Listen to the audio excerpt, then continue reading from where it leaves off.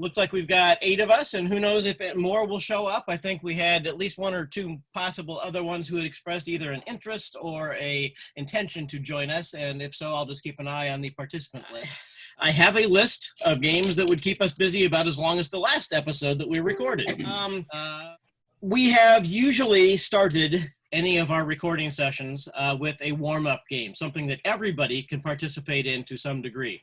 We tried a warm-up game in our tech rehearsal last night. For everybody who we can see, we're going to start with a warm-up game that we did during the last night's tech rehearsal, of which there were only 4 of us, or actually 3 of us from 4 of us from this screen that were here last night.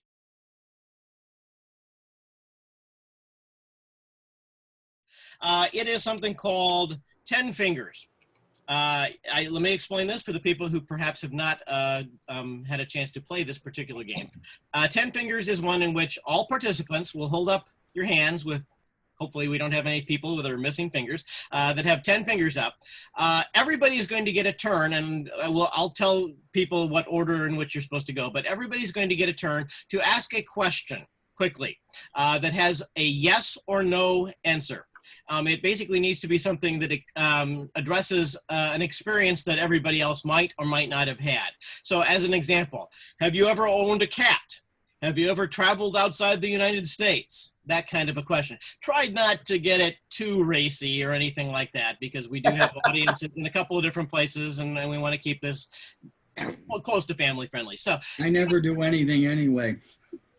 If you can answer yes to whatever question has been asked, you leave your fingers up. If, however, somebody asks a question that your answer would be no, I've never owned a cat, well, one of your fingers goes away. The question then moves to the next person in the sequence. Each person is going to be asking a question. After that person's done, we move to the next person in the sequence. As people keep losing more and more fingers, when we get down to people that don't have any fingers left up, that have answered 10 questions with a no, they're out. They no longer ask questions. We keep going with the people that are left, and essentially the winner, and just like Whose Line, we don't give out points in this particular game. They mean nothing anyway. The winner is the last person to have at least 1 finger still standing at the end of the game. So when you're getting down to just 2 or 3 people left, then perhaps you might want to make the questions a little bit more specific. That's likely to keep you in the game, but possibly knock somebody else out. So if you understand that concept, we will go ahead and start. I'm going to do this just because of the, I'm hoping that this is recording in gallery view. Hang on a second. Well, that's what I'm seeing. Well, if the Facebook feed is showing this type of, like the Brady Bunch view, that should be how it's recording it. True, but I'm not sure if the footage that I'll get to edit to put up on YouTube later will have the same effect. We'll see. I'm going to keep my fingers crossed. So, all right. So I'm going to do this in the order in which they are on my screen, which actually, if you're looking at the Facebook feed, hang on a second. Wow, the Facebook feed is completely different than what I'm seeing on my screen. Yes, Helen's not even on that screen. Okay. Well, all right. That's interesting. I'm still nonetheless going to go in the order in which they're on my screen just so that I don't get confused. So everybody that's going to participate, put your hands up with all 10 fingers. And I'm going to have the first person that asks a yes or no question about your life and experiences be Leah. Great. Have you ever won at MediaWest Con a fan quality award? We have somebody waiting to come in, I see. Oh, yes, I'll let Chuck in. Thank you. Let's wait until Chuck joins and we can have him be part of this as well. Chuck, Chuck, I'll wait until you're in audio. Can you hear us? I can hear you. All right, we're in the middle of a warm-up introductory game. Only one person's gone, so we're going to give you the quick instructions, and that way you can participate. You'll sort of pick it up as we go. It's called 10 questions. Everybody puts up their fingers. 10 fingers. 10 fingers. 10 fingers. All right. 10 fingers, you put up 10 fingers. Everybody's going to ask a question that has a yes or no answer. If you can answer yes, you keep your fingers up. If you can't answer that, if you can only answer no, you eliminate a finger as we go around. As we get nearer the end and people start having no fingers left up, they're knocked out of the game, and only the people left with fingers can continue to ask the questions. The winner is the last person to have at least 1 finger still left up. The first question from Leah was, have you ever won a Fan Q award at MediaWest Con convention? No. Then Then put you take a finger one of away. your fingers goes away. All right, my turn is next, and I'm going to call out who's doing it in what order. Have you ever owned tropical fish as a pet? Okay, Dave, you're next. Okay. Have you ever driven a stick shift?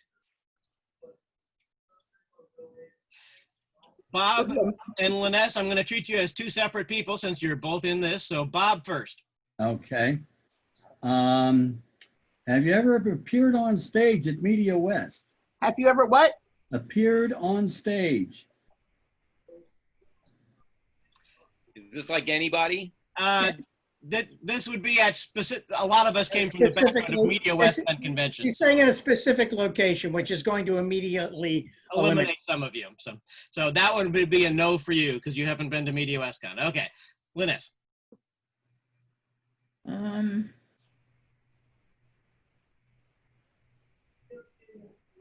Or shall we pass you? How about, I'll use one of yours. Have you ever traveled out of the country? Janice next. Are you currently growing food? Currently growing food? Yes, in a garden, in a pot. It's I'm summertime. growing mold. Does that count? Only if you eat it. Eat it. Not if you don't eat it. Planning to harvest it. So. Becky. Penicillin. Have you ever met anybody from the cast of Hogan's Heroes? Armand. Have you ever collected stamps? Hi. So you put it back Hi, Linda. if you get Hi. your finger back, right? I'm gonna let Chuck take his turn and then I'll explain the game that we're playing. Actually, since you're joining late, set this one out. You can just watch it. No Chuck. problem. Chuck, you're next. Has anybody ever been the director of a summer camp? That's getting even for the. Yeah. Leah. Oh, we're back to me. Has anybody shown a dog in an AKC competition? Any field? I've got an AKC registered dog, but okay. Excellent. Mine is, have you ever run in either a marathon or a half marathon? I've eaten a marathon. Yum. Dave, you're next. Oh, I'm next? Okay. Have you ever broken into a house? Bob. Oh, no. It could be your own house, right? I didn't specify. Okay. Okay. Well, in my case. Bob. Has anybody here had a cold-blooded pet? Fish, cold-blooded? Fish, Reptile. cold-blooded, and Amphibian? Well, reptiles. yes, fish. Yeah. Okay, Linus. Does an ex-girlfriend count? Oh, was she? Oh. Ah. Take a finger away for that. Which one, Chuck? Yeah, Whoa. yeah. Ooh. Has anybody grown roses? Janice. Has anybody made their own mask? Made their own mask. Becky.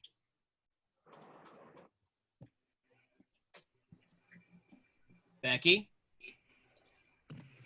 Just a second.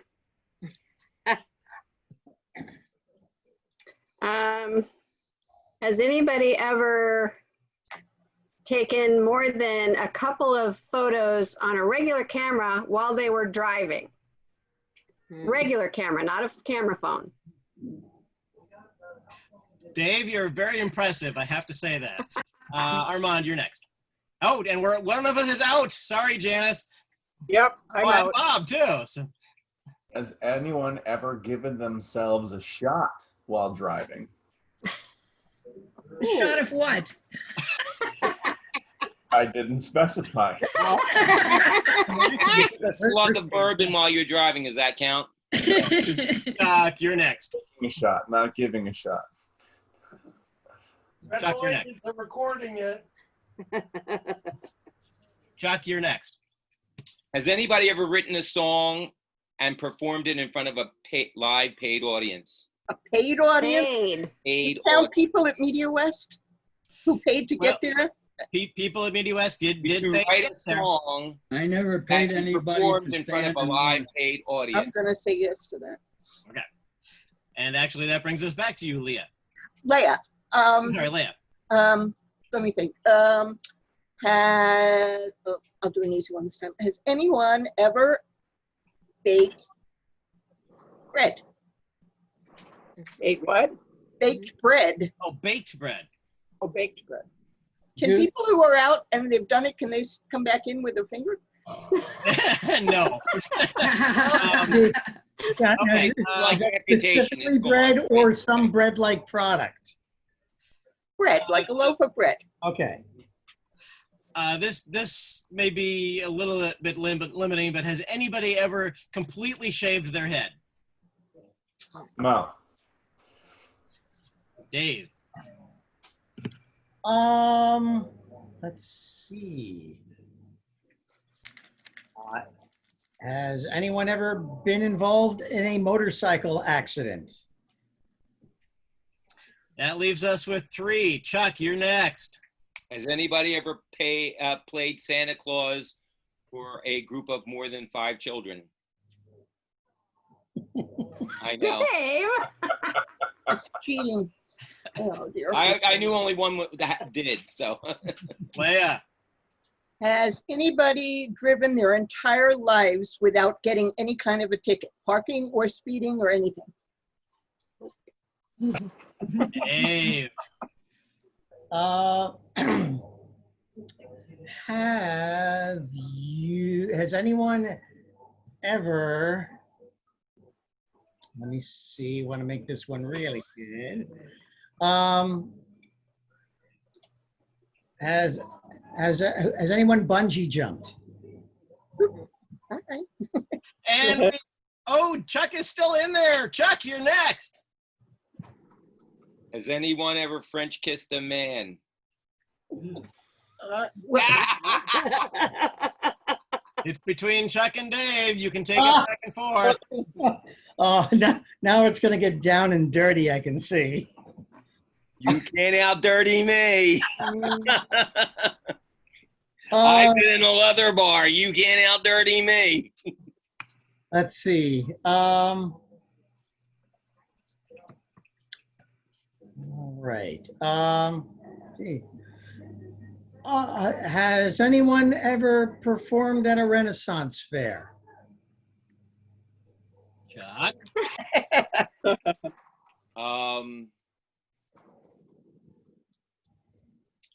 Has anyone ever driven a train?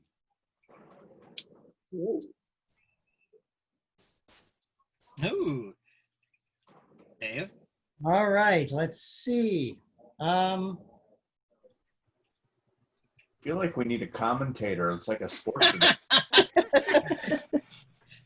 Let's have the golf commentator, the quietly in the background. Dave's employing the sideways, almost gang signal. I know, seriously. Yeah, boy. Let's see. Has anyone ever written for a sketch comedy troupe? A sketch comedy troupe? Yes. No. Yay, Dave. All right. Go on, Thank you very much. Armand, Yeah. I was gonna ask if you've seen Holy Moly, because the commentators on there are hysterical. It's one of the most dangerous mini golf competitions on TV. They have nice. I they have like it. dragons blowing fire on people as they're golfing. All Chuck, right. you're about to be eaten.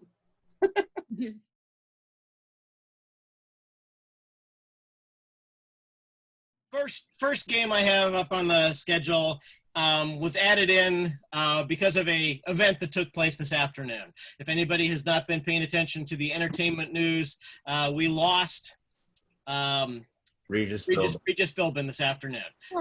And one of the Like games, Kathy Lee is still alive. Oh God. yes. By all accounts. One of the games that we played at MediaWest Con was something that they also did on Whose Line Is It Anyway on TV, which is the Millionaire Show, which, if you're familiar with Who Wants to Be a Millionaire, is sort of the improv version of that. So what we need in this particular one is, Dave, I'm going to have you be our Regis. You can be either Regis if you want, or somebody like Regis. That's entirely up to you. I love it. We need to have a contestant, and then we need to have a person that's in the audience that the contestant can call upon for assistance. And also, we're going with the old style version of the show as opposed to the one that's being hosted by Jimmy Kimmel right now. And instead of a polling the internet kind of thing, they did a phone a friend where you can phone somebody remotely and ask for their help. So what we're going to do, Dave, of course, has to come up with the questions and what the answers are going to be and challenge the contestant into which of his answers is going to be correct, and whether he's going to get to the next level of his earnings, et cetera, et cetera. And this game could have just been started, or it could be in the final stages as we're nearing that $1 million mark. First of all, hands up. Who wants to be the contestant? All right. All right. Armand, you were sucker enough to put your hand up, so you get to be the contestant. Linda, you are the person in the audience that may be called upon to assist in answering a question. Oh, and Chuck, you are the phone a friend, which at some point is going to be called upon to also provide assistance in answering a question. Take it away with the Millionaire Show. Well, it's great to be back here. We're getting ready. We're getting very, very close to the $1 million question. We are 2 questions away. And we have our wonderful contestant. Now, why don't you please reintroduce yourself and tell everybody what you do for a living? Hi, my name is Armand, and I'm a taxidermist. Oh, really? And how long have you been taxiderming? Quite a long time, actually, 20 years. I gotta I find don't out. like that stuff. I gotta find out. What is the most obscure animal that you have ever had to stuff? I'd have to say armadillo. Yeah, it was a guy in Texas. Guy in Texas had some roadkill and decided that he wanted to keep it as a souvenir. I love it. That's crazy. Okay, now we're on to your 2 questions away from your $1 million prize here. You still have all of your lifelines, and we're going to get right on here. Okay, now this is a musical. Okay, this is music history. So, what rock and roll movie was written with the band members high as kites on drugs? Was it the Beatles' Help? Was it the Monkees' Head? Was it I give my regards to Broad Street from Paul McCartney? Or was it Mr. Rogers' Sing-Along Special? That's a tough question. I mean, I would have thought that it was In-The-Gadda-Da-Vida, but I guess I really don't know. You know who might know? I have a doctor friend, and I'm going to use a lifeline, and I'd like to give her a call. Well, you do that right now. So who are we calling? Dr. Linda. All right, so we're getting Dr. Linda on the phone. Let's see here. Dr. Linda, are you available and on the I'm here. Oh, yes, Dr. Linda. Hi, this is Regis from the Millionaire Show. Okay, we've got Armand here, and he has a question he would like to ask you. Linda, I'm on, if you want, who wants to be a gazillionaire? And the question, I need some help, and the question is, which Broadway, I'm sorry. Rock and roll musical. Which rock and roll musical was written and produced with the cast all high as kites? Was it give my regards to Broad Street? Was it? I'm sorry, Regis. Can you tell me the choices again, please? Yes, there was Paul McCartney's "Give My Regards to Broad Street," the Monkees' "Head," the Beatles' "Help," and Mr. Rogers' "Sing Along Special." Well, I'd have to go with "Help." Okay. You know, that sounds. You know, I'm going to go with that. Linda never steers me wrong, so I'm going to take. Are you sure you don't want to try using another lifeline? You know, now that you mention it. Thanks, Linda. Bye. Bye. What other lifelines do I have, Regis? Can you tell me? Friend in the audience. I'd like to ask a friend in the audience. Okay, and who's your friend?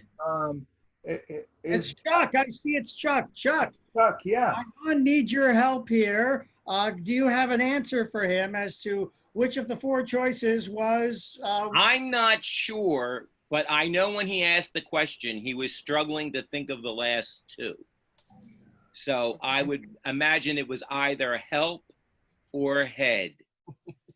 So Monkey's Getting High as a Kite, because we all know Paul McCartney has a criminal past in a lot of Asian countries. I'm going to go with help too. Okay, so that's two people asking to go with help. Now, are you going to make that your final answer, or would you like to give one more try? Oh, the pressure. Why don't I try? Because they gave me differing answers, and we're near the end. I don't want to blow this, so I'll use the last one, please. Okay. So, so who are we gonna contact for this one? I guess we'll bring the janitor in from backstage because we didn't have anybody else. Okay. Her name is Becky. Becky, we're so glad you could help us out here. Well, I had to be here anyway, so. There you go. So you've been cleaning up backstage for a while, and we appreciate your hard work. Yeah. Now, as someone who has had an extensive police record dealing with paraphernalia, we expect That's you. me. We expect you to be at the head of the class and figure out our answer. Well, I think it's one of those questions where unless you're really in the know, you're going to make the obvious choice, which would be wrong. So I'm going to say, Armand, use your head in answering this question. Don't monkey around. Okay, Armand, there is help from our currently out on parole janitor here at the studio. So you've had three people help you out here. You've had two differing answers. Now, did you want to pick one of those or choose on your own? Well, I think I'm going to go with head, the head answer by the Monkees, and kind of do as my new friend, the parolee, janitor, suggested, and make that my final answer.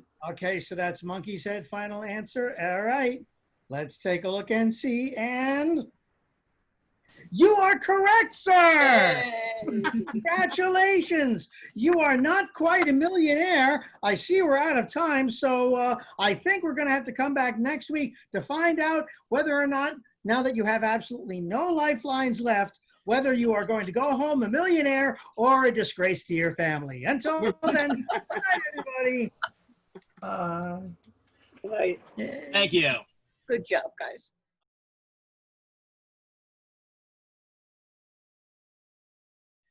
Here's a game we haven't done before, but it seems like it's common amongst other improv groups, and it seemed like a fairly simple one to try, although it has to be for people that are fairly good on the fly. So Dave, if you'd be willing, I'm going to have you do this. In fact, let's have it be you and Chuck, since you have a good relationship in terms of your comedy. This is called Yeah, Yeah, Yeah.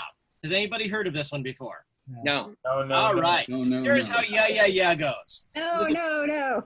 It is a two-player game. Player number one starts telling a story. We can come up with a random topic, or you can just come up with one on your own. Player number two follows along with that story going, yeah, yeah, yeah, as they nod enthusiastically, paying attention to the story. At some point, player number one pauses, and player number two takes over and continues the story and adds additional details, and it bounces back and forth with each of you elaborating on the story as you go. So this is pretty much yes-anding to the next level each time. Yes, exactly. So it's yeah, yeah, yeah, and then you add on. Yeah, yeah, yeah. And then this happened. Okay, just make it. It also is known as Do You Remember When, but we'll call it Yeah, Yeah, Yeah for our purposes. And we'll let this go for a couple of minutes and see where you guys take it. Go ahead. So who's starting? Let's have Chuck be the starter on this one. Okay, all right. So what happened the other day? I was walking down the street when this incredibly hot woman came up to me, and she was beautiful. She was dressed so gorgeously, and she was undulating all over the place. Yeah, yeah, yeah, yeah. Oh, and I bet she took a liking to you because she saw your suave handsomeness there, and I bet she even propositioned you. Yes, she did. Yes, she did. She says, "You want to go somewhere private and have a good time?" And I said, "Why, certainly. Let's go to the library." Yeah. I know. And I bet the two of you started fingering your way through the Dewey Decimal System. Yeah. And then we went over to the to the section which deals with human sexuality. So we took out a book, and she opened the pages, and I looked at it, and I said, "You want to do that?" Oh, yeah. And then that's when you informed her that you actually teach classes on sexual history and unusual Kama Sutra positions. Yeah, that's true. However, the position that she wanted to try would probably have sent me, to the hospital. Because you see, I am not that flexible, and I couldn't put my leg, where it was required for her to fully appreciate the endeavor. Yeah. I remember the last time that you did that, you dislocated your pelvis, and you were in so much pain, and you screamed for hours at the top of your lungs. Yeah. But so I tried, took a muscle relaxer, and then things were working out fine until I realized all of a sudden I don't like women. Yeah, I always suspected that about you, but I figure live and let live. I'd love to stick around and talk, but I got to go clean the library. Apparently, there's this big mess over in the reference book area. Okay, well, I'll talk to you later. Okay. Very good. Yeah. Yeah. Nice.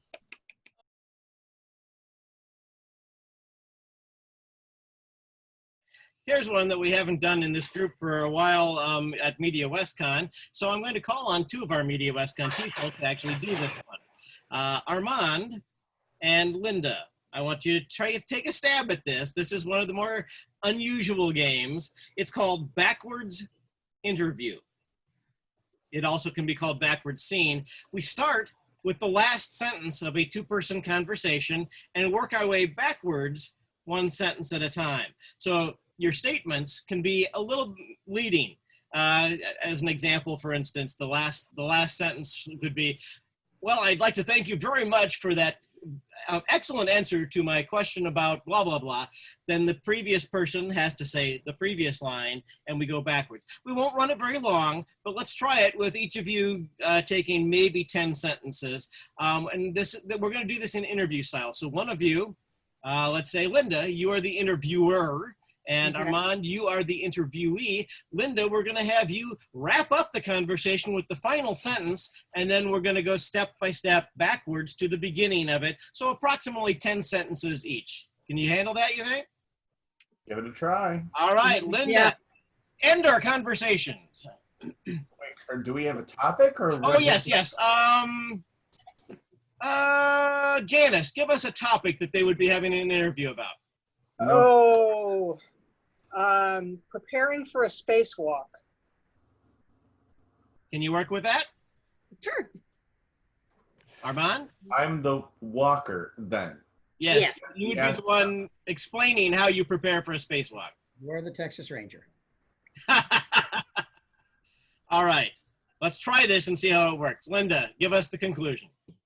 Well, thank you so much for your time today, and I'll be looking forward to seeing you walk. And that's how we wrapped it up and headed back to the ship. And it's pretty much in the books after that. So what happened after that?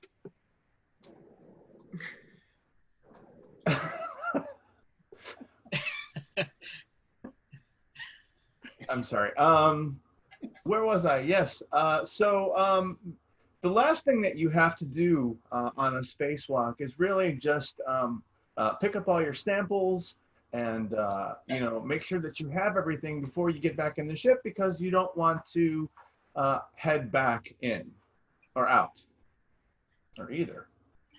Well, that was very exciting. What do you have to do to sort of clean up after you've done all that? And then, it's really interesting as you're taking a walk to see where you've been, because you leave footprints on the surface of the powdered surface of the moon that most likely no one's ever tread before. So, what was the most memorable spacewalk you've ever been on? I think I said that wrong. Oh, you're good. Would that work? Okay. And then the one of the most harrowing experiences I've had was having some low oxygen and really having to walk, not too quickly but not too slowly to get back to the ship in time before I ran out of oxygen. So what was the most dangerous situation you were ever in? I'd have to say that the best view is, seeing the Earth down there, that big blue marble, and really appreciating it, something that's so big to us looking so small. What's the most inspiring thing about spacewalking? No, we really don't ever do any practical jokes on one another when we're out in space, because you really have to be safe above everything else. Do you ever play pranks on each other during a spacewalk? Yeah, we've had some pretty close calls, with malfunctions on the ship, but with all the redundancy systems, and all the training that we've seen in simulators, it wasn't a problem like Apollo 13. Well, today we have one of our most famous astronauts, and we're going to talk to him about some of the most dangerous and exciting ways to do a spacewalk. Thank you for trying that one, guys. Sorry. All right. No, there were parts It's kind of of it that reverse Jeopardy. Hard. That was a tough one, and you did great. Yes, you did, actually.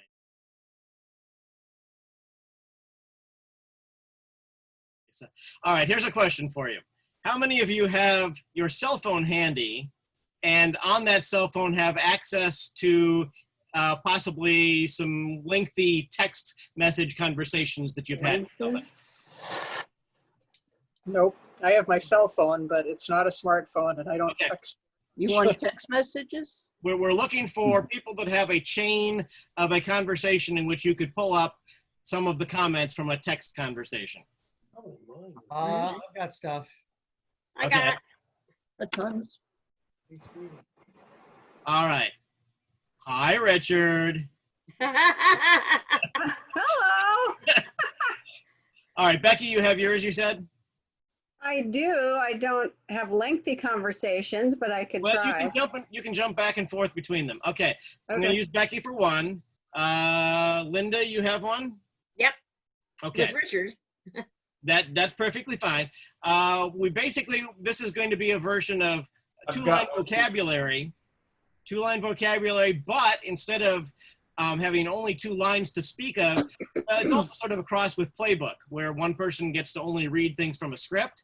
Dave, you're going to be our you can do whatever person, and Becky and Jana and Linda, you two are the other two in this scene. We're going to create a scene in just a second. I'll get a suggestion from one of the others. Basically, Dave can say whatever he wants, but Linda and Becky, you need to dig through quickly your text conversations, and you can only use lines that either you or the person you were texting with said. So you can be a little bit creative. You can find whichever line from a text you think would be the most funny in the circumstance, but you can't come up with something original yourself. You can only reply to whatever Dave asks you or tells you to do with a text that you found in your lists of texts. And they don't have to be all from one chain of text. You can jump back and forth if you have the ability to do that quickly, but you don't want to spend too much time searching for them. When we've seen this on the TV show, the people that have had audience members' cell phones and have been digging through, usually there's a bit of a pause as they are trying to find a funny line to say, that kind of thing. So with that in mind, before we begin the scene, what we need to do is come up with a scene in which Dave would be giving some instructions or asking questions of his 2 cohorts here. What kind of setting would that be, and who would these people be? Chuck, perhaps, you have a suggestion? A scenario you Yes. want? A scene. A scene.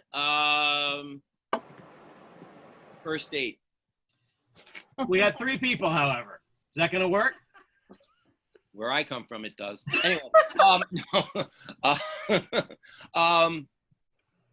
a first date. It was a mistaken. They thought it was a first date. They brought a friend. You guys think you can work with that? One of you thought you were going out on a date. You thought it was just a friendly get together with the guy, and you brought your friend. Yeah, the first guy I ever asked out in high school brought his best friend along. That There was you fun.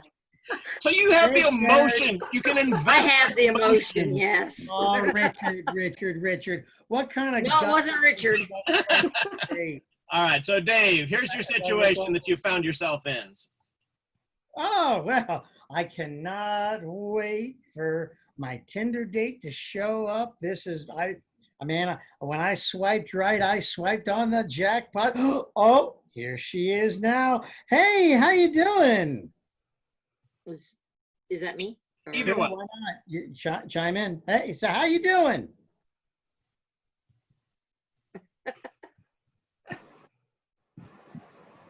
One of you.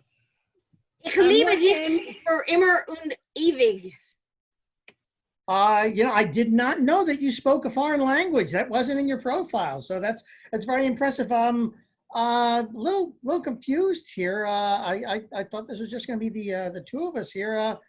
Who's your friend? Hi. My name's Phil. What is it that you do? Well, I'm a librarian. I've been thinking about you today. Well, I guess that's flattering. I know I've only had a couple of conversations with Linda, and this is our first in person. Linda, how do you know Becky?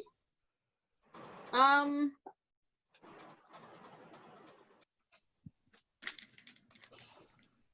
me a little something about Becky that I should know. Chicken soup at home. Well, yeah, I do like a home cooked meal, but I figured we'd start at a restaurant, and like maybe, if the sparks are flying, we can move up to that. But wasn't really prepared to be dining with two lovely ladies. Becky, I want to know. Well, tell me about how you and Linda got together? I really want to know, well, tell me about how you and Linda got together. I want to know. What is happening? Well, tell me about Groundhog Day. Wow, I love it. Yeah, what's going on I there? didn't realize Sorry, Facebook took over. Apparently. I mean, we're stuck in here till like tomorrow. Sorry. There we go. But I have to pee. Duck at a time, Lou. Okay. Where were we? So I want to know about you, being that I'm just meeting you for the first time. Okay. Tell me something about yourself. Well, let me see here. I have a city issued mask I can wear. That's good to know. That is very good to know. I know we're supposed to be social distancing here, so I appreciate you having that ready. Linda, is there something you're not telling me about Becky that I should know? My recommendations stand. Okay, well, I suppose if we're eating outdoors, standing is acceptable because, you know, we may have to quickly move out of the way. So, Linda, no, I mean, my first time meeting up with you in person here. Please, I want to know what it is. What is it that turns you on? What is it that makes that a man can do to make you melt? I gotta go. Sorry. I think that's real. Yeah, it is. Okay, so Becky, I guess it's you and me.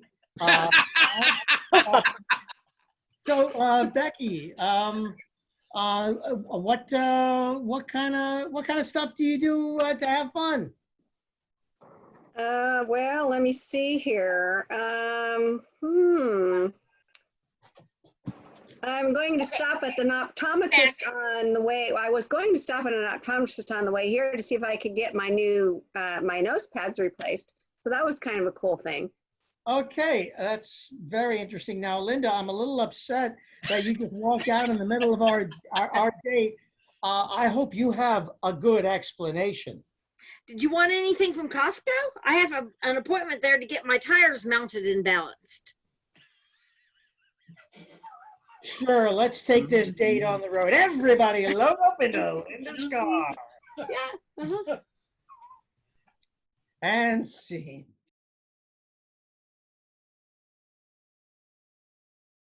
All right, this is one, we don't really seem to have any Facebook followers at the moment, so I'm not going to be able to ask a live audience, so I'll just have to ask the rest of you to contribute a list of things in just a moment. And then once I have the list, we'll begin a game that will incorporate them. What I need is a list of famous either historical people or literary characters, people who have almost a bigger than life personality, people that everybody is probably going to know something about, not really obscure people. Huckleberry Finn. Okay. Okay. Just shout them out. Yes, but let's try not to talk over each other. So, Chuck, if you have one, go for it. Ebenezer Scrooge. That's what I said. Oh, you said Ebenezer? I didn't even hear you. I was right at the top. How about if we tag them talk to over you? Come up with your own damn idea. Well, no, we want people to hear this list in Okay. advance. So, Julius Caesar. Oh, Julius. H.P. Lovecraft. Did you get Fabio. Armand? Paul Bunyan? Dick and Jane. Harry Potter. I was going to say that, but I'm glad you did. Santa Claus? Spock. I have to do it. I'm sorry. Okay, give me a Superman? second. 1, 2, 3, 4, 5, 6, 7, 8. That's 5 more. Superman? Okay. Henry VIII. Pinocchio? 2 more. Billy Mays. Merman. Oh, too many people at once. What do you say, Becky? Ethel Merman? Ethel Merman. And 1 more from somebody. Billy Mays. Billy Mays? Who? This pitch Okay. man? Yeah. Okay. You wrote a book. All right. Here we go. Here's the game. This is kind of a variation on Scenes from a Hat or World's Worst, in which basically people need to come up and give an example of something. In this particular case, the name of the game is Famous Last Words. I'm going to read off a name, and anybody that has one that wants to come up, actually, if we have multiple people trying to do this simultaneously, it's going to be a cat act. So if you have a good one, throw up your hand. When I give you a name, you're supposed to step forward and, yes, Dave? There's another option. If everybody goes down to the bottom of their screen, on the right of those controls in the middle, it says reaction. You can just tap on one of those and miraculously, something shows up on the screen. Okay, for a few seconds, that's true. So. I do not have that on the iPad. All right, you're fired. Okay. What? And how do you make it go away? I It goes believe away it by itself. just goes away after about 5 seconds on its own. But for those who don't have the reaction button, which who didn't have it? Janice. Okay. Janice, if you have one, put up your physical hand instead of a reaction hand. So what I'm going to do is call out one of these names, and then you basically step forward and essentially offer what you think the famous last words that that person or character would have given just before passing from this earthly coil, okay? So we'll start, and I'm going to do these in random order and just cross them out as we go. We're going to start with Fabio. And if we don't get a quick answer... Should I they never found out that I am actually bald. Feel free to die, too, if you want. So. Armand also had something. Armand. Too sexy for this world.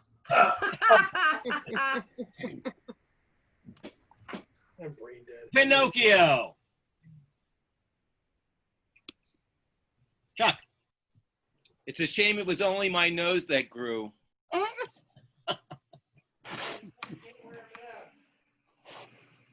Superman. Dave. Who would have guessed that kryptonite was actually my kryptonite? Oh.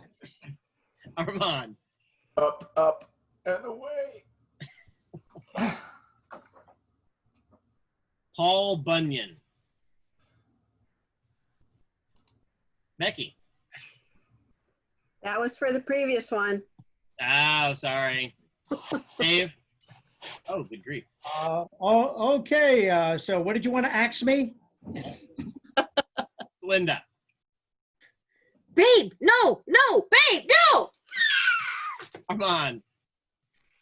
Bull. Chuck. There goes my head. Bob. You asked for it. Ooh. Chuck again. No, that was... Oh, that was just okay. Moving on. Ebenezer Scrooge. Dave, is that for this one or the last one? For this one. Okay.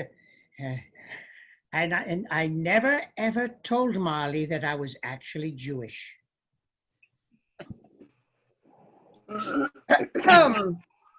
I lied. I want my money back.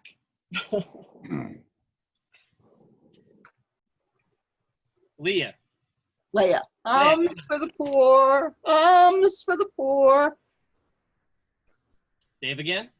And then I told my grandson to move to New York City and open a tower.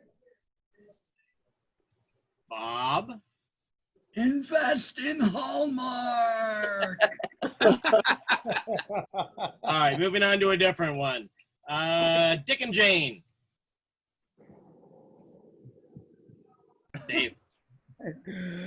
Run, Jane! Run! Henry VIII.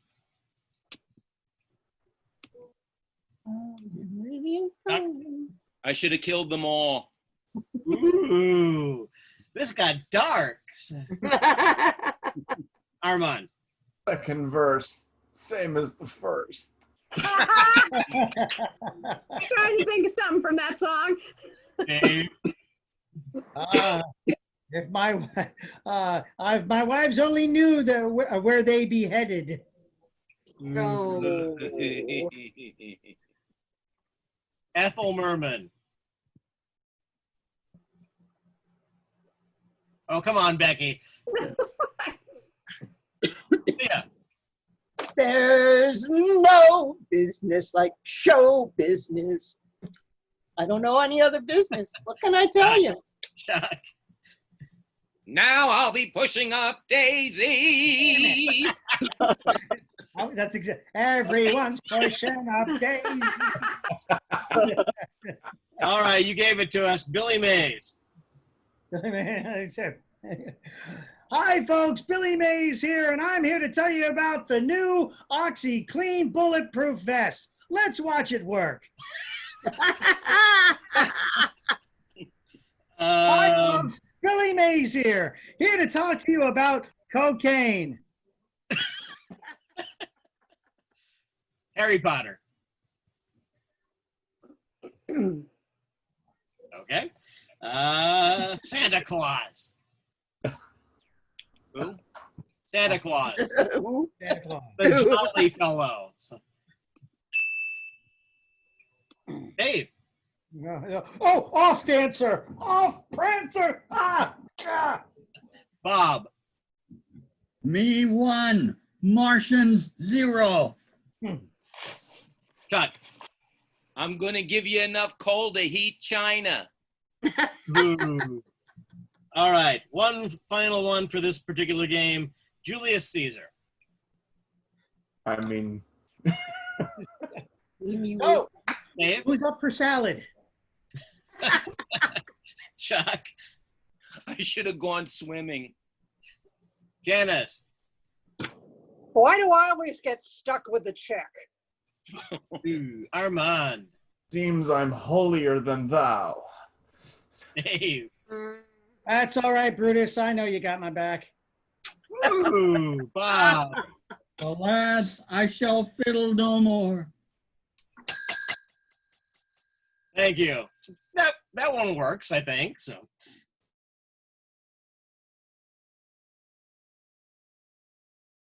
All right. We need 2 players for this next one. Dave and Armand. What we need in this particular case is a generic scene between 2 characters. Let's get Chuck, give me a suggestion for a setting for 2 characters to be interacting. Day at the museum. A day at the museum. Okay. A visit to the museum. This is a day in the museum. Yeah. It's in a film. So you're acting a scene in a film, but the name of this game is Oscar Moment. So at some point in this scene, as the 2 of you are having a normal conversation, one of you is going to say something very dramatic, something that basically potentially is imbued with all sorts of meaning, and I'm going to yell out, Oscar moment. And whoever gave that last line has to turn that into their Oscar-winning moment in the film and make it even more dramatic and more meaningful that the Oscar voters can't help but choose you as their winner this year. Understood? Yeah. Okay. All right. So you're at a scene in a movie in the museum, and I'll interrupt at some point. Oh, I am really, really impressed that they put masks on all of the statues. I feel a lot safer. I mean, really, to go above and beyond and put them on the T-Rex, that was my favorite right there.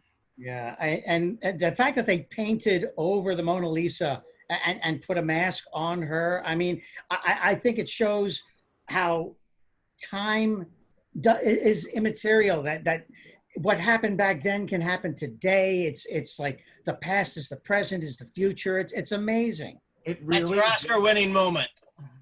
And then we can take today's real life moments, capture them capture them. Yes, we can make the art of tomorrow, the art which will teach the future of our times. Oh, that just makes it so much more relevant to us, don't you think? Yeah. Yeah. So, like, what is it that made you want to come here today? Well, not only did I want to see this new Mona Lisa distance, but to be with you and have a day out.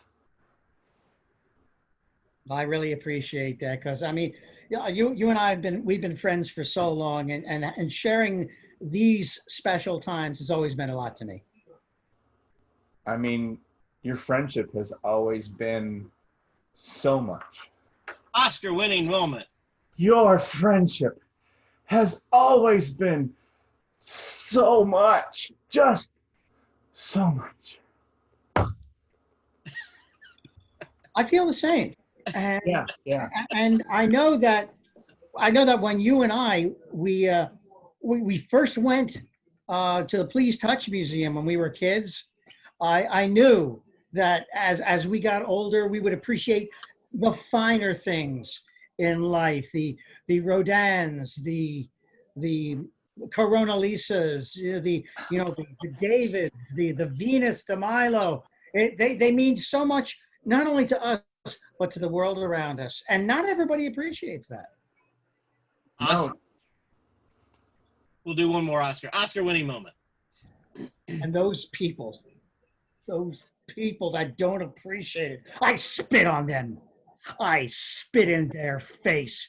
They are the reason that this world is going straight to hell. They can't appreciate beauty. They can't appreciate art. They can't appreciate themselves. How can we go on? Well, we could go see the next exhibit. Oh, that's cool. Let's go. Yeah. What do you want? What are you interested in checking out? I think the snack bar, because I'm getting kind of hungry. Yeah. After a long day at the museum, We can eat at the Leaning Tower of Pizza over there. Let's do that. Yeah. I could really go for a slice of that pizza that they have there. Oscar-winning moment. I could really go for one of those slices of pizza over there. Thank you, guys.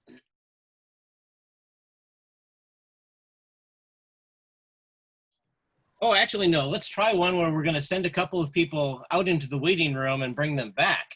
Haven't done that yet this evening. We're going to play a game that I found online called either Cafe or Celebrity Date, in which one person is going to be a waiter and the other two people are going to be celebrities, which we as the audience are going to select who those celebrities are.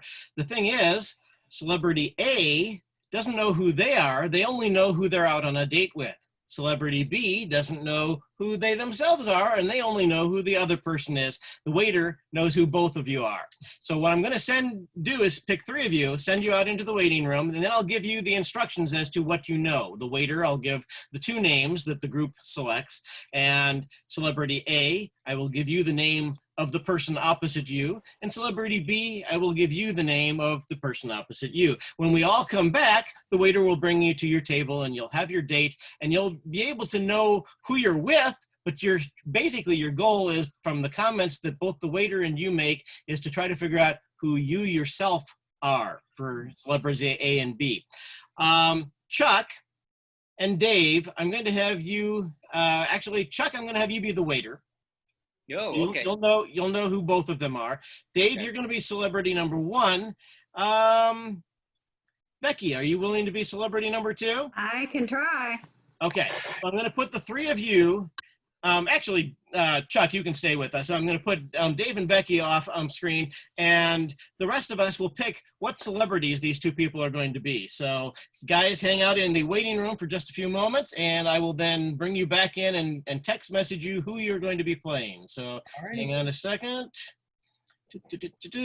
Dave, put in waiting room. And Becky, put in waiting room. All right, they're both in the waiting room. So what we need to do is pick two relatively well-known celebrities that these people are going to be performing. So any suggestions from anybody, including Chuck? You can make suggestions if you want. So. Lucille Ball. Who? Lucille Ball. Okay, we're gonna have Anthony Fauci. Wait, hang on a second. Who's playing Lucille Ball? However, I don't know. we don't have to go with the logicals. See, the thing is, Dave can be anything, female or male. Mm-hmm. Trust me, he can be anything. All right, so make Dave To be Lucille perfectly Ball. honest, Becky's probably going to do better playing a female, so let's make her Lucille Ball in this particular case. So, yeah, Dr. Fauci would be a possibility. Like that. What about Trump? No. Please, no. Yes, let's keep him out of this. I mean, if you want to, Yeah. that's fine. I'll just leave. It's okay with me. That doesn't necessarily mean we couldn't have it be a different president, Nixon or something like that. Can it? Do you want it to be a politician, or can it be anything? It can be anything, just somebody well-known, essentially, a celebrity. Jack Nicholson and Lucille Ball out on a date. Does that sound logical? Oh, Recognizable enough characters? Okay. Give me a All second. right, now I know who they are. What am I allowed to and not allowed to say? Well, obviously don't address them by name. You could certainly reference a film that they might have been in or a project that you know that they worked on. Easy. That's easy. Okay, but you got to keep it subtle enough that it doesn't instantaneously give either of them the thing. So Think about that game where the reporters and you're trying to get me to guess. yeah, the press conference game, exactly. So, Yeah. Okay. all right, hang on a second. Admit. Sorry. When they come back in, I'm going to have to give them both their text message instructions. So hang on a second. Becky, I'm giving you your instructions. Okay, I'm back.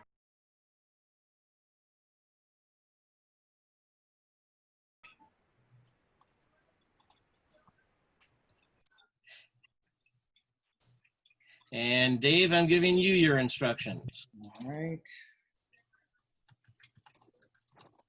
Waiting to see. Have you both seen your instructions? Okay. Give me Yeah, one just second. a sec. Okay. Give me a second. Wait, so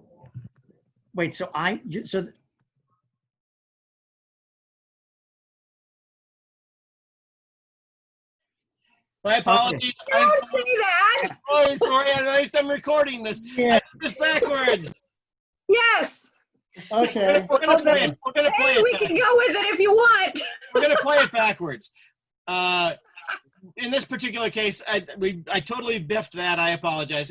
You were supposed to try to guess who you yourself were, and I just told you. Instead, you're going to try to guess who the person you're on a date with is. I apologize. Okay. If we try this again at some point in the future, we'll make sure we do it the proper way, but Gotcha. that's entirely on me. But Doesn't affect we me still anyway. have a sense of mystery here. So. All right. So you know who yourself are, but you're trying to figure out who it is that you're on a date with. So Chuck, the waiter, you can bring them into the restaurant and begin the scene. So. Bonjour, monsieur et mesdames. Welcome to the establishment. Look who it is. Look who it is. Oh, mon Dieu. So tell me, would it be, how would you like to start your meal, with the soup or the salad? Well, I really think I should start off with the soup. And madame, oh, you are Wait, I'm the man here, so I'm gonna be ordering for the woman. I see. You are the ultimate Hollywood chauvinist. Yes, the lovely lady here, she's gonna have a salad because she needs to get back in shape. Yes, well, Madame, You know, my you are shape one is of the funniest fine. people I have ever seen, ever. I just love you. Are you okay with the salad? What kind of dressing would you like? Something maybe Cuban. Oh, we. Of course you would like to get. And sir, what kind of dressing would you like? I think I'd like to have some blue cheese dressing. Oui. Now, madame, I have seen you on television so much. I don't remember what you used to like to order, especially at those clubs that your husband was attending. So, what would you like for your main course? Well, I think I will have, I think I will have the roast chicken, and I would like a red sauce with it, because red's my color. Red sauce. Oh, that is so appropriate, madame. Now, monsieur. Oh yes, you went to dinner with the Shirley MacLaine one time, I presume. But I don't know what you ate. What did you eat for lunch? Well, let's see. I had a shining example of what a delicious burger should be. Okay.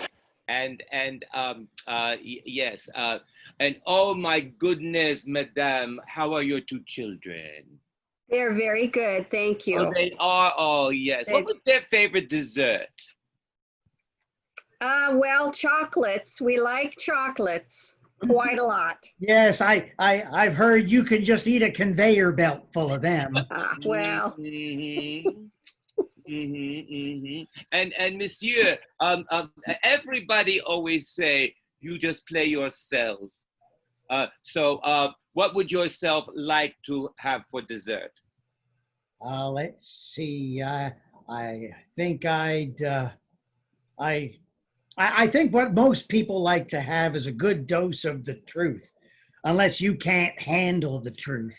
What I'd like to know is, when we're finished, am I going to be allowed to go up and sing for everybody? I'd really love to sing and dance for people. I just love doing that.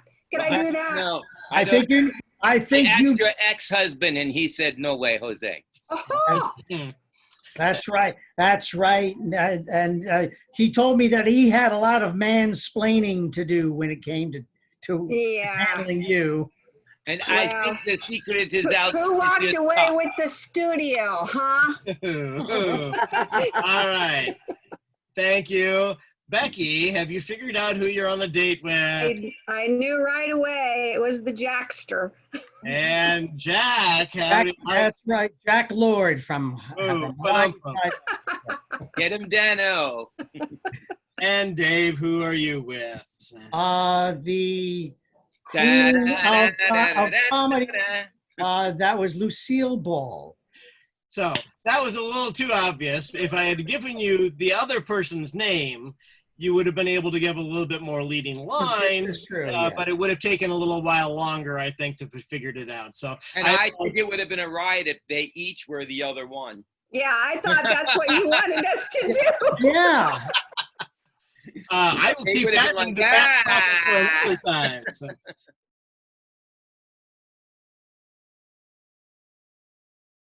We're going to do one that we just did in rehearsal last night, which I enjoyed tremendously. I think it worked out really well. We're going to flip things up a little bit because we only have a few of the people that were here last night in our rehearsal that are here tonight. It is called The Good, the Bad, and the Ugly Advice. We need 4 players. Well, actually, we only need 3 players. Each of these 3 players is going to give a different type of advice on a topic. The rest of us, anybody else that wants to throw things out, are going to be people seeking advice, seeking answers to questions of one sort or another. Basically, we need a question that requires advice to be given about it. So, for instance, I'm having trouble potty training my pet was one of the ones in our tech rehearsal last night. And so the first person is going to give good advice, reasonable, understandable advice. The second person is going to give bad advice. And the third person is going to give what they call ugly advice, which is really the worst possible advice you could give on that particular topic. We'll let several questions be answered, and we're going to go in that order. The person that gives good goes first, the person that gives bad goes second, and the ugly or the worst advice comes third. However, after a couple rounds of this, I'm going to flip up the advice givers and change your positions. We're going to keep using the same 3 advice givers, so we need to have a show of hands. Who would like to participate as one of the advice givers here? Armand, Dave, and Bob. Bob was the first one up. All right. Bob, I'm going to have you be the good advice giver. Armand, you're going to start as the bad advice giver. And Dave, you're going to be the ugly or worst advice giver. So what we need basically from this point on, rather than have a cacophony of all sorts of people speaking at once, if you have a question you'd like to have advice given to you about a particular topic, throw your hand up and I will call upon you to ask your question. And then we'll get the good, the bad, and the ugly advice. And we'll do a couple of questions and then we'll flip the advice givers. Janice, I saw your hand up first. We'll go with you and then we'll come back to Chuck afterward. Janice. Yes, my zucchini plant is developing milky spore. How do I get rid of it? Well, the best way to get rid of milky spore is to monitor the humidity and the amount of water that you're giving your plant. And excess will cause condensation, which will eventually attack the plant. And in this case, develop the milky spore on the outer edge of the plant. Thank you. Answer your question. Thank you. I think you should bleach it, to be honest with you. You know, bleach gets rid of mold and mildew, and you know, just give it a liberal coating of bleach and it should be fine. Milky spores cannot live in a high pH environment. So urinating on your zucchini before eating will probably kill all of those milky spores. Honestly, you probably won't even notice the taste difference. Chuck, you had a question. Okay, I'm getting married in a month, and you know we've been together for a year, and I know just about everything I need to know about her, except for one thing. For the first time last week, we were at my place, and she took her shoes off, which is something she never did inside my house, and her feet smell like the worst cheese God allowed to be put on this planet. Could somebody tell me how do I tell her that she has cheese feet?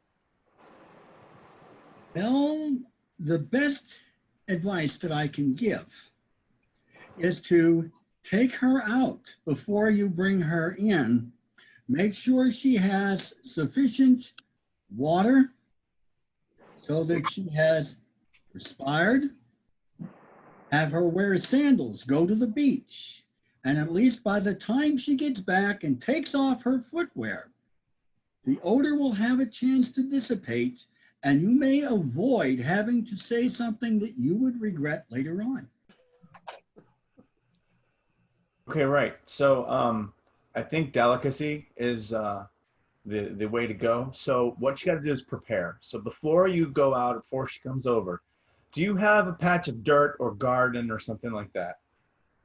Yeah. Okay, great. So you water it down, make a liberal amount of mud, and make sure on your way into the house that you tromp through that mud enough to where it soaks through both of your shoes. Now you have to take off your shoes and it'll be covered with mud, so it'll be kind of sealing those odors in a selectively permeable layer of natural mud. Okay. Okay, on your honeymoon night, separate bedrooms. I would also put a large amount of baking soda in the room, as well as instructions on how to properly de-stinkify her nasty toes. I would almost say suggest a pedicure, but I don't think that the woman giving the pedicure is properly insured for things like that, and you really don't need a lawsuit when you're first getting married. So, yeah, separate bedrooms during the honeymoon. Lots of baking soda, and slip a note under the door too the next morning to kind of give her a heads up, and yeah, that ought to straighten her out. Okay, we're going to flip your advice givers and ask for one more question from the audience. Dave, you're now the good advice giver. Bob, you're the bad advice giver. Armand, you're the ugly advice giver. Who has one final question for our advice panelists? All right. Chuck, go for it. Yeah, yes. I just caught my boss making love to my wife. What do I do? All right, yeah, this is a very, very delicate situation here. Now, how long have you been married? 10 years, And how long have you been working for this person? 1 year. 1 year. Okay. I would have a sit down at first with your wife to find out what was going on, because as far as you know, he may have been blackmailing her that, you know, if she didn't perform, that you're still relatively new with the company. This could have been her way of trying to save your job. So I would have the talk first with your wife before you would approach your boss on the subject, just to find out whether or not she was much more innocent than things appear. Okay. Chuck, how long have you been married? 10 years, How long have you had the job? 1 year. Okay. Tell your boss that if he takes your wife off your hands, you won't ask for a raise. Okay. Armand. Kill him. And Kill him. There. I mean, there's no coming back from this. You know, have a winner. she obviously doesn't love you, and you know your boss probably harasses you on the job anyway. So this is really, as I see it, a twofer. So you could get rid of your boss, get rid of your wife, put the guns in each other's hand, make it look like a murder-suicide or a crime of passion, and you know you've got it made. Armand, you're the man. Okay. All right. Thank you, guys.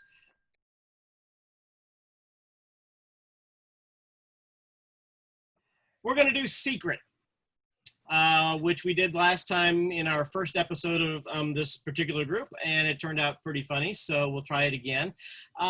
Basically, we're going to have a straight scene between two characters, and at some point during the course of the scene, each of them will discover a hidden secret, a physically hidden secret, like in a box or a bag or behind a door or something like that in the room that they're in. And I have two things here in front of me, which I will raise up in front of the camera, which will be the hidden secret item. So what I need is basically, first of all, two suckers who are going to be willing to take on this particular scene. Hands up for anybody that wants to try this one. Dave, okay. Janice, would you be willing? Okay. Okay, Sure.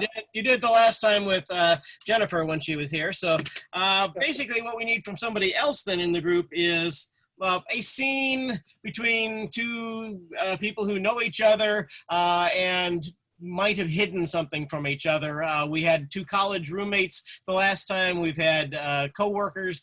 Give me a relationship between two people where they'd be in a room where they potentially might have two hidden objects in a bag, a box, etc. Married couple? All right. We have a married couple, and I guess you can take that scene in whatever direction you want. If you're a married couple, you're probably in your own home, and take it and go. At some point, however, one of you needs to uncover the secret of the other one, and then later we'll have the second one do vice versa. Honey, have you seen my cufflinks? Yeah, I think they're over in the dresser here. Let me go look. I don't think it's in that dresser, hon. I checked. I already checked there. You don't have to check there. You look at things and they're right there when I look for Honey, them. I'm really sure it's not in there. I'm looking under the first shirt. place you looked. But what on earth? Where did you tell me you were from? I'm sorry, honey. I'm an illegal alien. I was trying to protect you because I really didn't want, you know, ICE to be walking in the door and then taking me to Area 51. It's not a fun place I mean, when I got out of there, you have no idea who anal probed who. You actually escaped from Area 51? Oh, it was not easy. Let me tell you.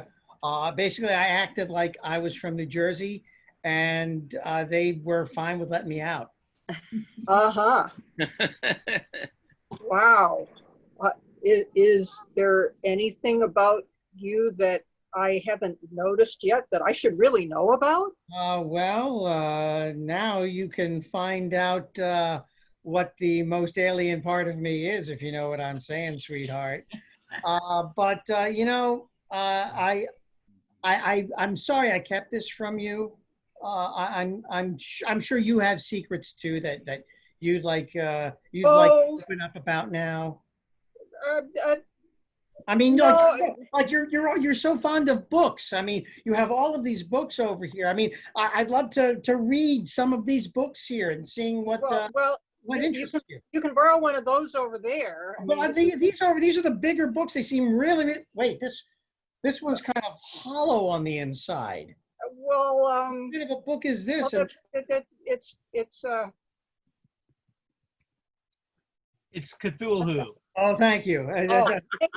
Honey, what is this?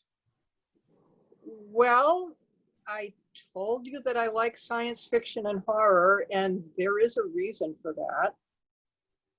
Is it because you're an alien too? No, but I happen to know some others. I just didn't know that you were one of them. Oh, that baby is so cute. Let me look at the little baby again. It's so adorable. Oh, What? he's got your nose, but wait a minute. He's my eyes. He's got my eyes. Is that our son? Oh, well, I'm so happy. We've got to come up with a good name for him too. We'll name him after your mother and my mother. So Beatrice is the beautiful name for a baby. Thank you, guys.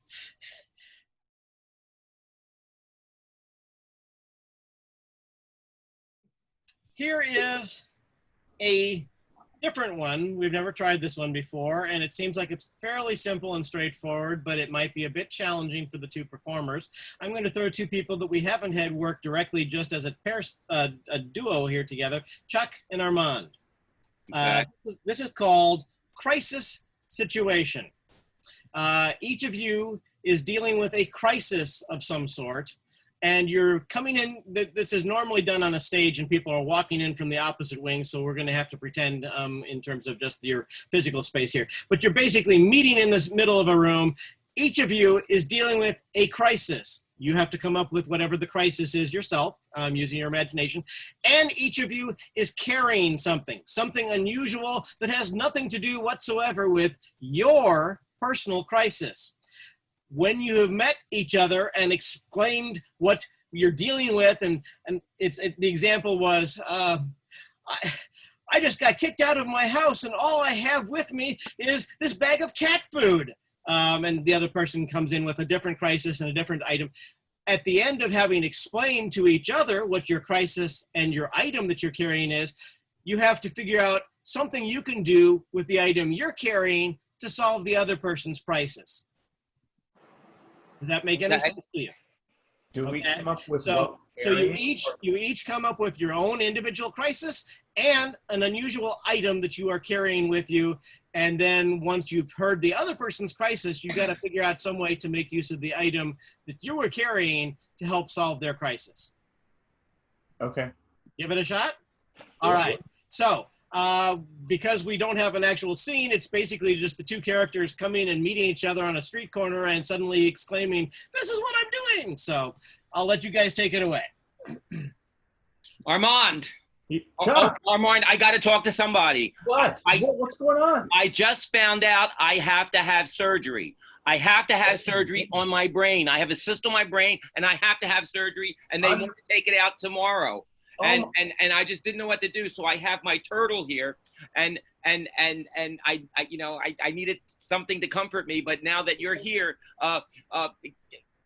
well, I mean, it's funny I should run into you because, I mean, I'm having a problem too. My car, I've locked myself out of my car, and all I have is this can of silly string. And I really don't know what I can do to get into the car. And maybe once I can think of some sort of solution for you, you can help me. We can help each other. Oh, okay. Wait a minute. Wait a minute. I think I have a solution for you. I don't know if you have a solution for me. I'm working on it. Unless you can, you know, but my turtle is trained. My turtle is trained. So what you're going to do is you're going to take the silly string, okay? You're going to take the silly string and you're going to just, like, you know, spritz out a long strand of silly string. And my turtle's going to crawl up under the car, and it's a small turtle. So it's going to crawl it's a small car. through the air duct, and then it's going to crawl out of the, you know, the thing in the car that blows the crap in your face. And then she's going to crawl over the steering wheel, and she's going to try and turn it around the little gizmo that, you know, like locks and doesn't lock. Ooh, that was not a nice thing. And when you say, we'll all say cowabunga, and that will make the turtle pull the string. We're not going to have to surf or anything, are we? You can do whatever you want after we get your stupid car over. Right. So there she goes. She's going inside. She's crawling up. She's crawling up, and she's Mission Impossible for this. And all right. To get Armand, look at me. Look at me, because I don't know how much longer I'm going to be living here. Yeah, we're going to say cowabunga. 1, 2, 3. Cowabunga, dude. Jesus, you couldn't say it at the same time. I'm dying. You couldn't say it at the same time. You're supposed to say 1, 2, 3. Cowabunga. You deserve to be locked out of your car. Oh, wait a minute. There it goes. You're in the there. Okay, come on out. Come on out, Persephone. Come on out. Good. Turtle, Persephone. Okay. What do you feed her, pomegranate seeds? You just locked yourself out of your damn car, and you're making fun of the way I. Listen, Captain Brain Surgery. Are you out of your mind? How are you going to save me with a thing of silly string? We're getting a little overwrought. I don't know if it's you're going to have an aneurysm, and it's not a good thing. But I think I have the solution to your problem. So just calm your underwear, and we're going to get through this together. Okay? Keep my underwear out of it. Get up here. Okay. What are you going to do? I don't even know if you're wearing it. Don't ask, don't tell. Okay. So it's a good thing that Persephone is so talented, right? So what we're going to do is we're going to use the silly string, whatever's left of it, as a kind of anesthesia for you, okay? First, I'm going to spray some in your face so you can't see. I don't want you freaking out. And then I'm going to, you know, I'm afraid that it's going to be a little kind of kit bashing here. We're kind of field dressing, but I'm going to knock you on the head with the can after, okay? Then we're going to have Persephone use those talented claws to kind of make an incision. And she's probably going to, just like, you know, pigs and truffles, she's going to eat out the parts that are bad, which I hope for your sake is not a lot, because you can't really lose more than you got right now. But she'll eat it all up, and then we'll pack the silly string that was on your head, on your eyes, on your head as a kind of a dressing. It's really absorbent, so it'll work, and I think that'll solve your problem. Okay, that is by far the stupidest thing anybody has ever said. And I am so tempted to let you do it. Well, cowabunga. Thank you, guys. I wasn't sure how that one was going to turn out, but I actually enjoyed that one. That was a fun one.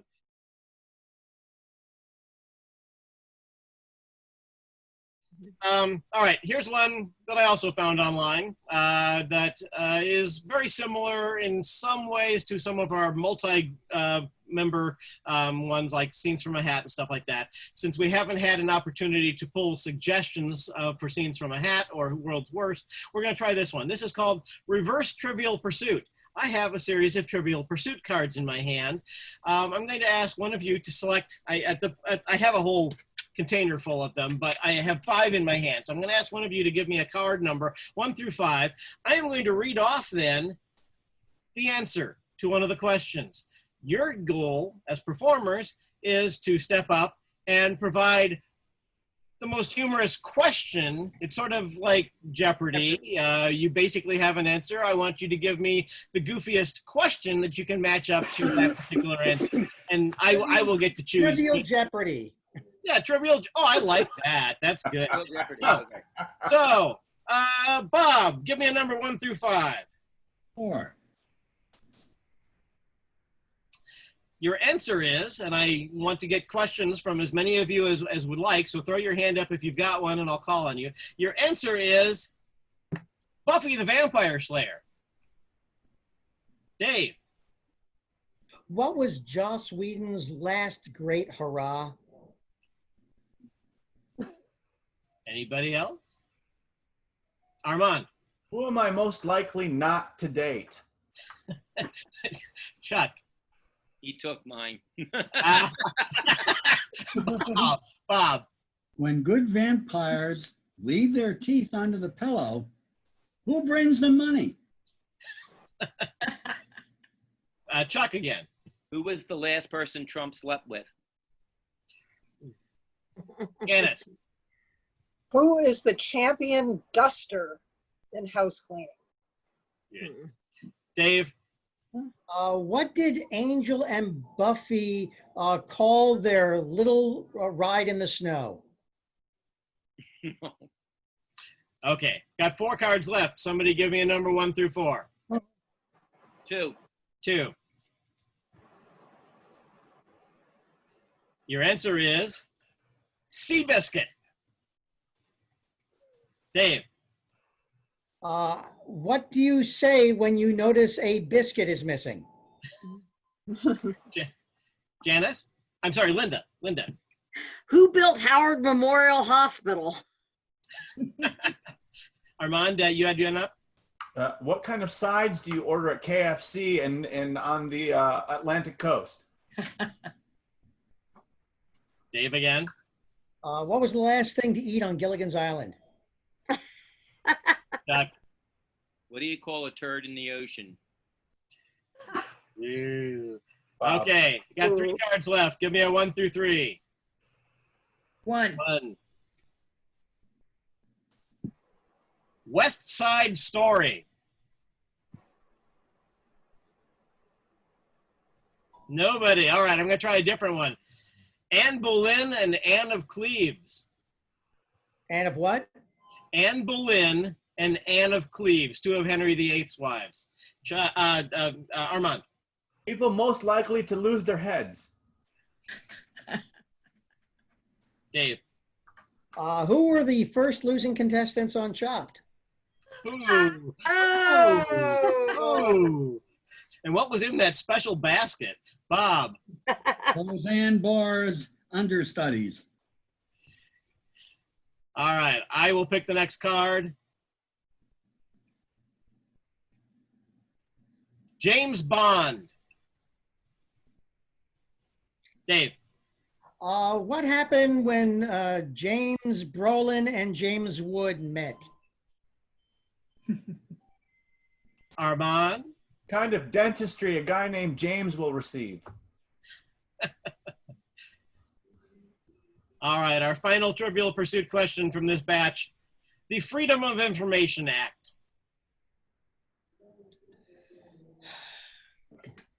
Not a humorous topic, apparently, Armand. What's otherwise known as I'm telling on you in kindergarten. Dave. What's impossible to look up on the internet? All right. We might try that one again at some point in the future, but it's a little slow going, so we will move on to a different one at this Just point. an FYI, Anne of Cleves did not lose her head. He divorced her. She wound up actually the best of them all. How many people are from? Indoors understudy. Well, thank you so much. Oh, I see we are out of time with Chuck here. So I actually had a Tell us question. much. How many of you are familiar with the musical Six, the musical so far? Anybody? Ooh. If you're at all interested in British history, Six, the musical is like the British Hamilton. It's the six wives of Henry VIII, all singing sort of hip-hop pop songs about their experiences in that relationship, in which two of them did lose their heads. So, all right. Like Let us. Chicago meets Henry Out of VIII. there's a little hospital just over the hill from where I live. Yeah. I mean, it's like 30 miles. And it was built by the guy who owned Seabiscuit. And the money that he won with Seabiscuit, he used to build this hospital. That is awesome. So A slice of real life here. There you go.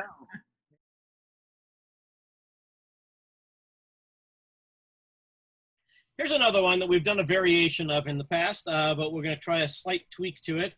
What I need before I begin to describe the scene is a collection of adjectives, kind of like we did the historical figures or the literary figures before. What I need is a series of adjectives, and we really don't need too many of them, maybe 6 of them altogether. So anybody that has a good adjective that you would like to throw my way, go ahead. Sexy. And sexy? Okay. Furiously. Furiously? that's an adverb. Oh, Oh, sorry. Too many. One at a time. Janice, did you have one? No, but I was quietly not joining with everybody, but thinking that's an adverb. Yeah. Adverbs end with ly. That's what we were saying. Oh, yes. Thank you. Wally told me that. Armand. Blue. Blue? Blue. Okay. Frustrated. Bob. Oh, got Disgusting. frustrated. Sorry. Bob? Disgusting. Or disgusted. One final one. Humongous. That will be, I like that for this scene. It will be interesting to see where we go with it. So hang on a second. Like the cut of your jib, lad. All right, here's the scene. This is called Adjective Game. We're going to start a scene normally, kind of like we start a scene with a Hollywood director in which they are basically behaving in a scene normally, and then somebody comes on and asks them to redo the scene, but by putting a twist or a quirk to it.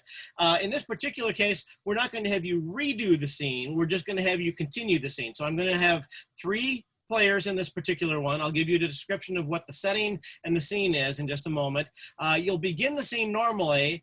I will ding at one point and ask you all to continue the scene using one of those particular adjectives to influence the rest of your performance in that particular part of the scene. We'll ding again later and change to another method of performing the scene. What It's we like have as a scene, the scene is a dentist's office. Dave, you're the dentist. Okay. Becky, you're the dental hygienist. And Armand, you are the patient who has come in. You guys can determine what the process is going to be, et cetera, et cetera. But you begin the scene. Becky, you would probably be cleaning his teeth first, then the dentist will join you to continue with the exam. But do the scene normally. I will ding at some point when all 3 of you are actually there, and we will change the style in which you perform. What's up, Doc? The doctor will be right in. I'm just going to get some things ready to get your teeth cleaning underway here. Okay, that'd be great. Thank you. And are you comfortable? For now, I mean, I don't know about later. Yeah, all right. Well, we'll just try to keep you comfortable then. You know, And I'm going to, am I going to be put under for this, or is there going to be gas involved? well, the doctor will determine that once he's here and can get a good look. Okay, no problem. All right. The 2 of you continue. Dave, you can join at some point in the next part of the scene. Frustrated. You know, I really can't understand how come I have to, come to the office so many times. You know, I brush my teeth, I floss my teeth, I just nothing. You just keep wanting me to come in here. I don't understand. Good maintenance. I mean, come on. Prevention is the best medicine. Nurse Clark, how much longer are you going to be? I've got plenty of mouths looking. Oh, my God. What? About time you showed up. I've been waiting here for 15 minutes. Oh, I don't know what's been in your mouth, but it's been there a lot longer. Disgusted.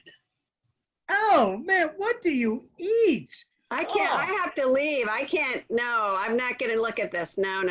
You know, if I have to have your face in mind, can you at least pluck your nose hairs? I have to stare directly up your nose from this perspective, and it's like you have a beard coming out of there. You know, you are not the one who needs the nitrous oxide. Dealing with you, I'm the one who's got to put it. That's the only way I can stand being around you. Yes. Blue. I'm sorry, doctor. I try to behave myself, and I try to brush my teeth. I just seem to have simple chronic halitosis, and it's a hereditary thing, and it's not your fault. I mean, It's depressing. It's depressing when people think we're going to hurt them and we're just trying to help them. If I'd known that it was a hereditary thing, I wouldn't have said those horrible things. It just hurts so much. It hurts me more because I hurt you. Humongous. So, here's your bill. Already a bill? The accountants are really $1,000 for what? I'm going to have to get the big pliers to pull that out. That's right. Pull what out? Your wallet. And finally, sexy. Well. Now, if you don't mind leaning over and rinsing and.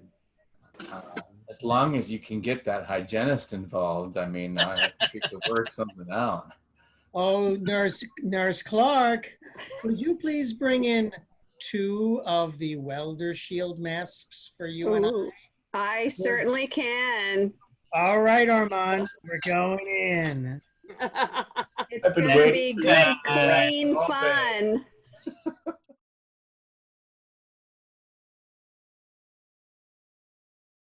We are near the end of the time that we were going to try to do this, so we will do one final skit. Dave, if you're willing to do Playbook again. I know we sort of did the cell phone thing before, but Playbook has always been somewhat successful for us, and it's always nice to go out on a high note. So let us grab a bag of plays here. I will finally get to perform in something. We'll not use Death Trap since we've done that before.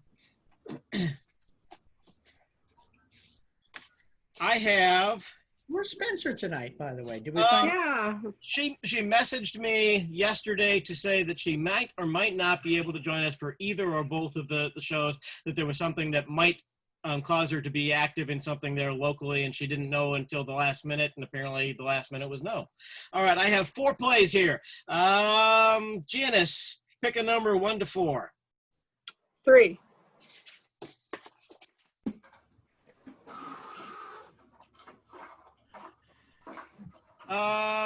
Chuck, pick a page up through page 40.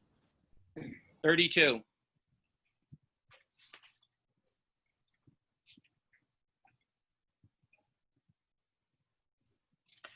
Unfortunately, this play is probably going to give it away fairly quickly, but we're still going to try it anyway. Dave, you are obviously the person who can say whatever he wants. I have to read the lines of one particular character from this particular play. I've got one picked out. What we need from somebody else is a scene, a setting where a possibly heightened emotions might be involved, some sort of issue that has come up that somebody is going to be having a conversation of heightened emotions. Chuck, you have your hand up. A psychiatric session. A psychiatric session. Can you work with that, Dave? Sure, why not? All right. So at this point, go ahead and begin, and we'll see what we come up with. All right, Doc. I don't know where else to turn. I'm really at the end of my rope, and I don't know how much longer I can go on. I need help, please. Please help me, Doc, please. I was wondering how clearly the old man could have heard the boy's voice through the ceiling. Well, it probably had a lot to do with the beatings that went on with my father. It's just, he would constantly, the beatings never stopped. They never stopped. Those eggs never had a chance. The voice came from another apartment. It's not easy to identify a voice, especially a shouting voice. Yeah, I know. I've shouted at my neighbors so many times. They practically know me on a first name basis. I gotta find a better neighborhood, Doc. It's all just driving me crazy. Not right now. No, it isn't. No, it isn't, especially since there are no available apartments in the building. I'm trapped, Doc. You don't know what it's like to be trapped. Do you know what I go through every day? I don't know. It doesn't sound right to me. It doesn't sound right to me either, but I have to deal with it. My life has become a nightmare. It's a living hell. I can't go out the door without seeing people staring at me. I can't go shopping without hearing people whisper behind my back. How do I get around this, Doc? This isn't a game. I know, and even when I'm playing Dungeons and Dragons, I know that they're secretly loading the dice to roll one. Thank you. I wonder if anyone has an idea how long it takes an elevated train going at medium speed to pass a given point. I didn't want there to be a quiz. I'd say that was a fair guess. Anyone else? There's no one here. Are my imaginary friends here again? What would you say?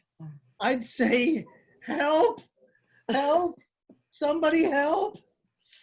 All right, now let me ask you this. Has anyone ever lived right next to the L tracks? I don't know where the other tracks are. It doesn't make. I live in suburbia. There's no trains anywhere near me. What was it like? Well, it really wasn't too bad. It's kind of a nice neighborhood. Noisy? Except for the beatings, Noisy? Well, there were a couple of swingers that lived next door, and they got kind of freaky deaky every now and then. I lived in a second floor apartment next to an L line once. Once the windows open and the train goes by, the noise is almost unbearable. You can't hear yourself think. Yeah, why do you call it an L line? I know that line starts with an L. Are there any other kind of L's out there? Let's take two pieces of testimony and try to put them together. First, the old man in the apartment downstairs, he says he heard a boy say, "I'm going to kill you." And a split second later, he heard the body hit the floor. 1 second later, right? It might have been a few minutes. Wheel of Fortune was on, and I really wasn't paying that much attention. I was too busy yelling at the screen. Second, the woman in the apartment across the street, she claimed that she looked out her window and saw the killing through the last two cars of a passing elevated train, right? The last two cars? I always thought the last two cars were the quiet cars. Shouldn't you been like minding your own business? Are you really even a psychiatrist? It sounds like you don't know what you're talking about. Do you think so? Yes, I do. And I really think I need to get my money back. Where did you graduate from? 12 Angry Men. Yes, 12 Angry Men. Thank you. Like I said, it was probably going to give itself away fairly quickly. So, thank you. At first, I thought it was like Murder on the Orient Express. Yeah. Dial M for murder, one of them. But then you said the L tracks, and Yeah. I skipped several lines because they were going to be even more obvious, but in the end, it played out. Thank you, Dave. That's always a fun one. And it's always nice to see you squirm like that. So. I think we pretty much have hit the end of yet another episode of Who's Online Anyway. I appreciate everybody that showed up, and obviously we have a Facebook Live thing that people can go back and look at if you want to later. We'll find out how the recording turned out after the session is done, and I have a chance to see the final footage. The weird thing was, if you didn't see the message earlier, that last night's rehearsal looked perfectly fine, just like it does for us now, but the recording was in speaker view with only one person's face at a time. So I'm going to have to go through that footage from our rehearsal and see what skits might have worked out okay, even in that regard. There were some, like the diaper changing twins and stuff like that, that obviously was not going to work without the split screen. So anyway, thank you all for participating. Please do continue to encourage friends and fellow comical people to participate in future episodes. We went about a month between episodes here. Hopefully we can squeeze something in August. I'm not sure how September is going to work. Becky and I may or may not be around for parts of that, but we'll see about trying to schedule something in late August or early September so that we don't let this life fallow too long. In the meantime, keep laughing, keep watching Whose Line Is It Anyway on Mondays on the CW network. They're still airing new episodes, and keep being funny. So thank you very much for joining us this evening. Anybody have any final words? Remain socially distant, wash your hands, wear a mask, and don't get lost from the next one. Excellent. Well said. Yeah. Thanks for organizing, Scott. Avocado, that's my last. With that, I wish you all a good evening. Thank you for taping this session on July 25th, and we'll look forward to another one in the future. Have a good evening, everybody. You too. Thank Take care, everybody. Thank you. Bye-bye. Bye, Bonds.